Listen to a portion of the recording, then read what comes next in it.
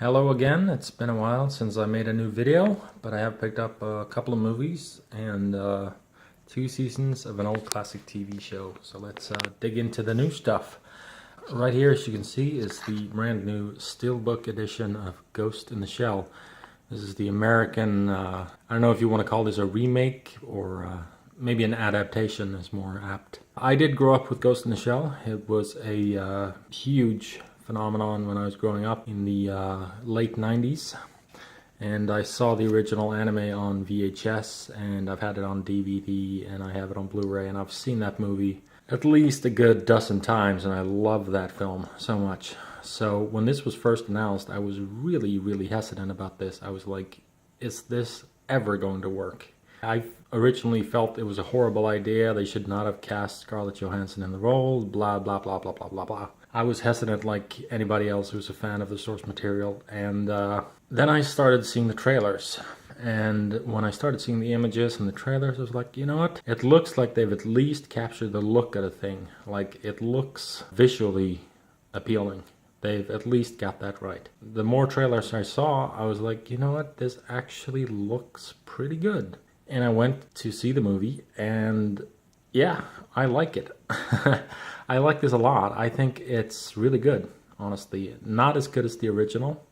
Not like a full-blown masterpiece like I think the original film is. But I like this. I like this a lot. This is solid. This is very good, actually, in my opinion. I mean, there will always be people who will write this off. There will always be people who will be disappointed by this because they're expecting, you know, something more akin to the original. They're expecting something Japanese. They're expecting something more philosophical. But I think this is a really nice sort of complementary to the original film. The original Ghost in the Shell is about the Major, Motoko Kusanagi. She has a human brain, but it has been implanted into a robotic body. In other words, she's a living consciousness inside a cyborg, and she's part of a anti-cyber terrorism unit called Section 9 in the future, where everything is interconnected through this giant sort of super internet, which is kind of like an internet of the consciousness of people's actual consciousness. They can sort of dive into each other's minds and gather information and do these very elaborate hacks. There's even something called ghost hacking,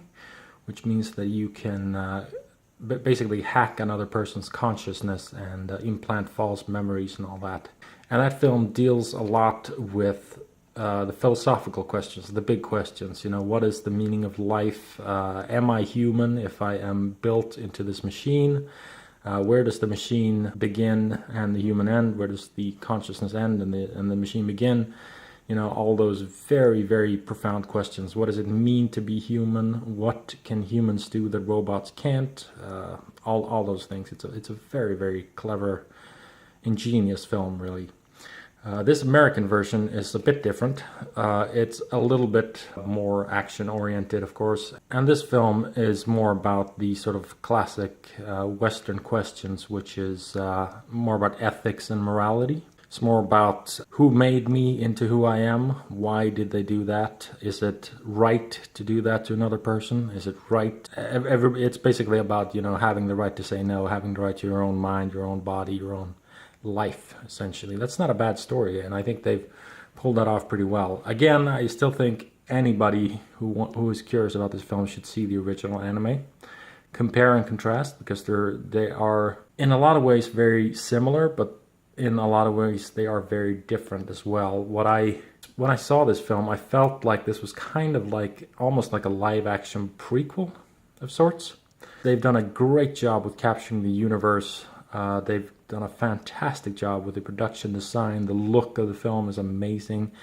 Great action, great writing, great acting. It's a really solid film, and there are a lot of homages to the original film. There are a lot of shots that are lifted straight out of the classic anime and a lot of the subsequent series as well. But overall, yeah, I like this one a lot. I don't think it's as good as the original. I don't think it does quite the same thing as the original, but I think they've... Hell, I give them A for effort for this one. I think it's a very good movie. And yeah, I think everybody did a really good job. I was really surprised by that. I was like, hell, they've actually really respected the original film here, but they've still managed to make their own film based on the same source material. And that's what I wanted to see. I didn't want a carbon copy of the original. I didn't want them to make the exact same movie again, because that's pointless. Why would you go see the exact same thing again? That's just meaningless. But what they did was take the same source material, the same basic premise, the same, ideas, and sort of explore them from a different angle, I think. So that's wonderful. And I think this is kind of like a yin-yang situation. The original film is still superior, I think, but I think this is a very, very nice version too. I think this is a great version from, being that it's from American filmmakers and all that. I think they did a really good job with this. I like this a lot. So, yeah, that's my long rant on Ghost in the Shell. Here is the actual Steelbook. Nice reddish color to it there. It's actually matte. The logo is embossed here, so it sticks out a little bit. There's the back. And this is really cool. Disc 1, Blu-ray bonus features. There are 3 bonus features on Disc 1, but it also comes with a bonus disc with 3 more bonus features. And the features on the bonus disc, one was about the shelling sequence, which is the iconic opening credit sequence where her mind is implanted into this shell, this robotic cyborg body. One was about the geishas, the really cool robotic geishas, and one was an interview with the director, Rupert Sanders. So there's the back artwork, and this triangle here is also, I think it's debossed, I want to say. So you can actually feel some depth in the actual triangle there, and you can actually feel the outline of her body. Anyway, very, very nicely done. I really like the design here. We'll pop this open as well. There you go. 2 discs there, leaping through the window. There are a lot of things they couldn't do with this. It's a, I think, PG-13 live-action movie. Like in the anime, she's completely naked when she's goes, her thermoptics are engaged. So yeah, not going to be able to do that. That's another theme that I think it's slightly lost in this version, is the fact that she's, she has a cyborg body, so she has no sexuality at all. She has no reproductive organs, anything like that. But that's also part of the human experience, so she's sort of curious about that, what it means to be female. She has no shame at all, of course, because she's, she's a robot. She's a human being inside a robot, so she doesn't feel any shame about her body or anything like that. So anyway, very, very nice Steelbook. Really enjoy the film, and I think everybody should give this film a chance, and an honest chance. Watch the movie carefully at least once from beginning to end. Don't just turn it off. Don't just write it off. Just watch the movie at least once from beginning to end. Because I felt like there were certain things about the movie when it started that I wasn't wild about, but by the time the movie was over, I was actually pretty happy overall.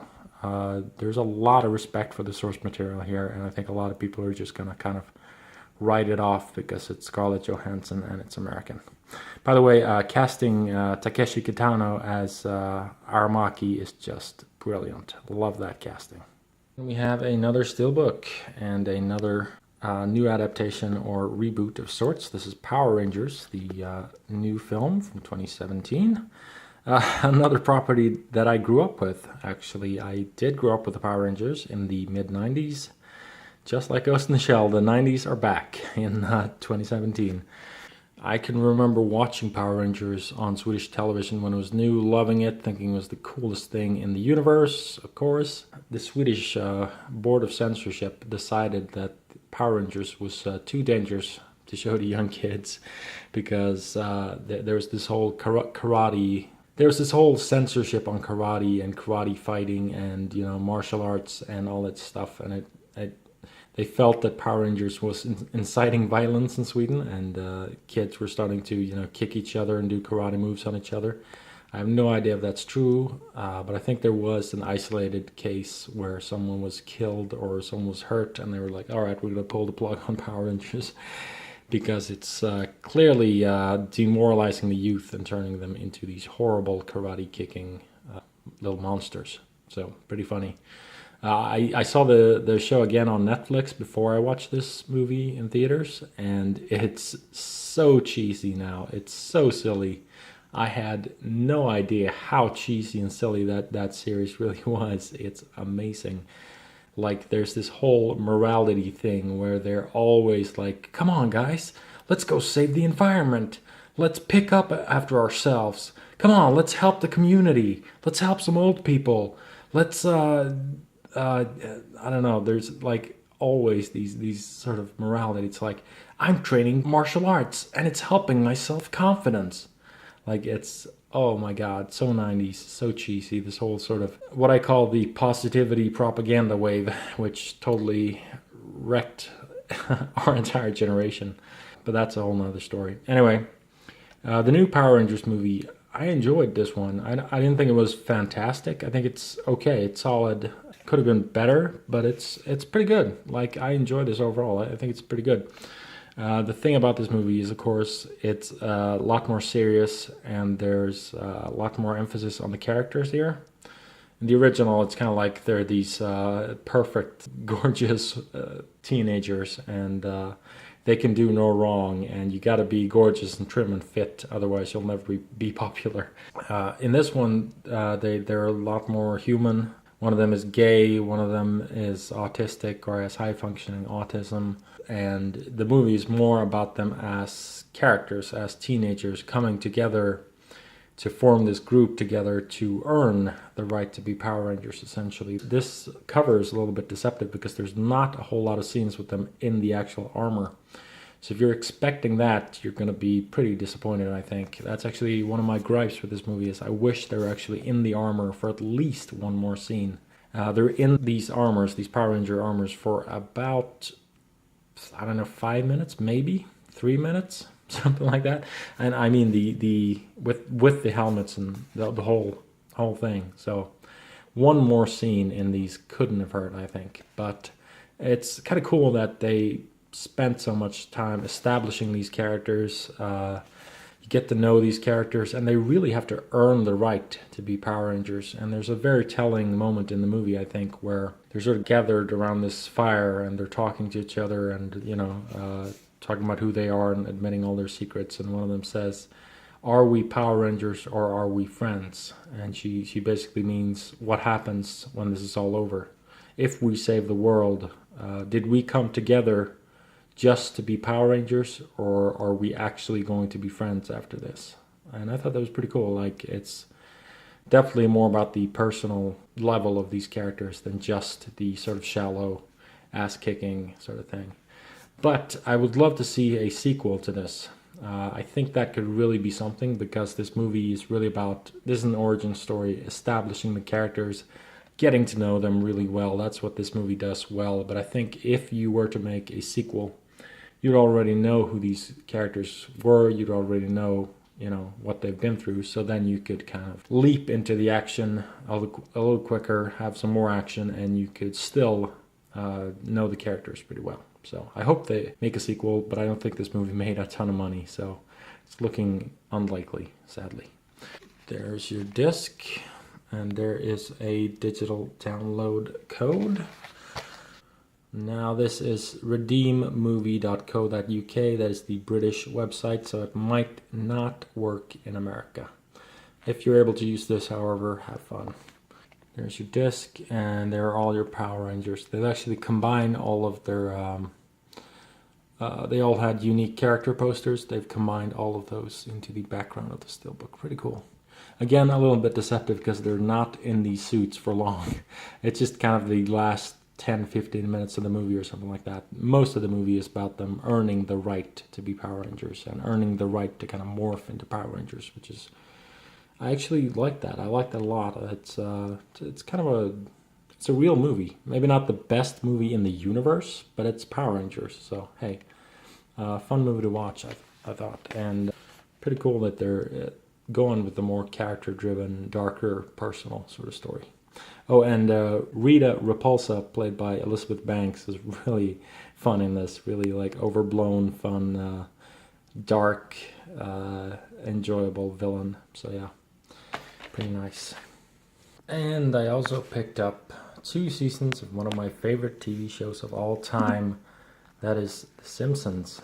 I was delighted to hear during Comic-Con 2017 that they are continuing on with The Simpsons on DVD. I'm not sure if you remember, but a couple of years ago they inexplicably stopped releasing The Simpsons on DVD. And these were the last 2 seasons that we got, season 16 and season 17. So I stopped collecting at that point. I already have the first 15 seasons on DVD, but when they just stopped inexplicably, I think their goal was to go over to streaming services and only have The Simpsons available on streaming services in the future. But that's kind of stupid because the streaming services are only available in America, I think. Maybe Canada, certainly not in Europe, so you couldn't watch these seasons in Europe if you wanted to. So I'm really delighted to hear that they are continuing on with season 18 on DVD, and it's coming in December 2017. So I immediately went to amazon.co.uk and I found these 2 pretty cheap. I think it was about $20 for both of these, so that's not bad at all. So here we have, these are old, of course, or old-ish now. The beautiful season 16 with Professor Frank there. Very nice rainbow color here. There's the back. And you got your season 17. There's, of course, Sideshow Bob, looking very menacing there. Very, very nice. Really like these radiant covers. These are not the most practical boxes.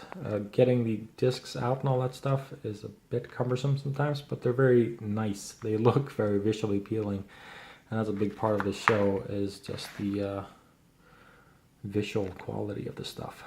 Yeah, I'm not sure if I have seen these seasons or not. It's going to be really fun to watch them. One thing that I find very interesting about The Simpsons, it's been on TV in Sweden for years and years, but they almost always show the exact same episodes. And what that means is there are a ton of episodes, even in older seasons, that I had never seen before. Like never ever. I had seen some episodes a million times. I could recite them backwards and forwards, but then there were these episodes on DVD that I had never seen before. So that's a very interesting sort of phenomenon, and that's part of the reason why I was really incentivized to buy these and collect these. Another big reason is all the great bonus features, audio commentaries, the packaging, the overall quality, all of that stuff. It's a great show. It's really one of the best TV shows ever, I think, especially the earlier seasons. A lot of people would say that the show had a steep decline right around season 10, maybe a little later, maybe a little earlier, but still a great series, and I still want to keep collecting and watching as much as possible.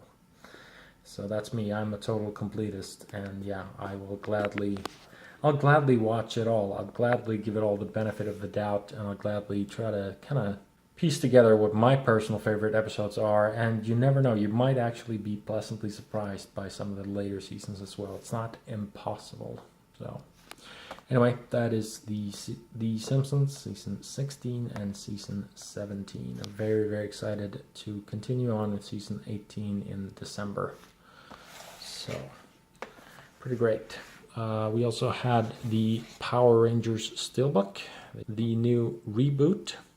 I forgot to mention that Power Rangers, the television series, is of course, it's actually a Japanese show that they've edited together with new clips of American actors. So when you're watching the classic Mighty Morphin Power Rangers show and the characters come on screen, you're actually seeing Japanese actors in costumes. That's kind of what was so clever about the show. They just reused Japanese monsters and Japanese, footage of Japanese actors, and then they shot their own scenes in school hallways with these fresh-faced American teenagers and edited it all together, and that's the Power Rangers. So pretty funny. And Ghost in the Shell, the new American adaptation. I don't know if I want to call this a remake or a reboot. I don't know. I call this an American adaptation. give this one a chance, really, honestly, and watch both versions. I really implore you to do that. If you like this version, watch the original anime. If you like the original anime, watch this version, because I really feel like you can get a lot out of both of them. And I think you'll really get the full experience if you've seen them both. I really must emphasize that. So anyway, hope you've enjoyed this video. Take care of yourselves, and I'll catch you in the future. Bye.